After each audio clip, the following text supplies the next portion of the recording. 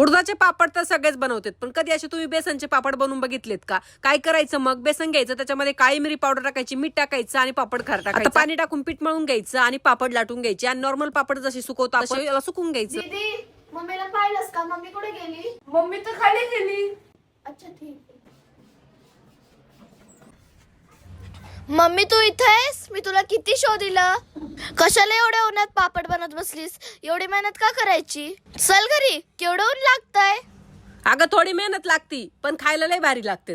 थोडी मेहनत करायची पण रिझल्ट लय भारी येतो. आता तू हे माझ्या केसाच बघ ना, पहिले कसे होते आणि आता कसे झाले. तर चल तुला मी सांगते काय केलं होतं. सांग बरं. आता काही महिन्यापूर्वी ना माझे केस आहे ना म्हणजे खूप छोटे होते, इतके गळायचे ना काय सांगू तुम्हाला. आणि तुम्ही त्याची हालत बघू शकता, एवढे बेकार होते ना, मला खूप टेन्शन यायचं. तर एक दिवस असंच मी शॉर्ट मध्ये ना अल्प गुडनेसचं हे रोजमेरी वॉटर बघितलं होतं आणि मी लगेच ऑर्डर केलं बरं का ते. आणि तेव्हापासून आहे ना मी माझं एक प्रॉपर हेअर केअर रुटीन सुरू केलं. हे वॉटर आहे ना खूप लाईट वेट आहे, हेवी ऑइल सारखं अजिबात नाही, नॉन स्टिकी नॉन ग्रीजी आहे आणि लगेच स्कॅल्पला ऑब्झर्व होतं आणि युज करायला सुद्धा खूप इझी आहे. फक्त हा स्प्रे केल्यानंतर आहे ना हलक्या हाताने थोडीशी मसाज करायची. मी हे रोज युज करते, कधी आंघोळीच्या नंतर, कधी आंघोळीच्या आधी आणि बाहेर जाण्यापूर्वी सुद्धा. आणि बेस्ट पार्ट म्हणजे ना लावल्यानंतर ना केस धुवायचं टेन्शन हे ना हेअर फॉल 3 पटीपर्यंत कमी करतं आणि 12 आठवड्यामध्ये ना हेअर ग्रोथ विजिबली दिसायला लागते. आणि आता सध्याला आहे ना माझे बेबी हेअर सुद्धा दिसायला लागले. हे डर्मेट अप्रूव्ड आहे आणि इंडिया मधलं first clinically proven rosemary water आहे. तुम्हाला सुद्धा असे स्ट्रॉंग आणि लॉंग केस हवे असतील ना तर हे नक्की ट्राय करू शकता. आणि एक लक्षात ठेवा, हे प्रोडक्ट आहे ना फक्त पर्पल वरूनच घ्या, बाकी कुठून घेतलं तर फेक पण मिळू शकतं.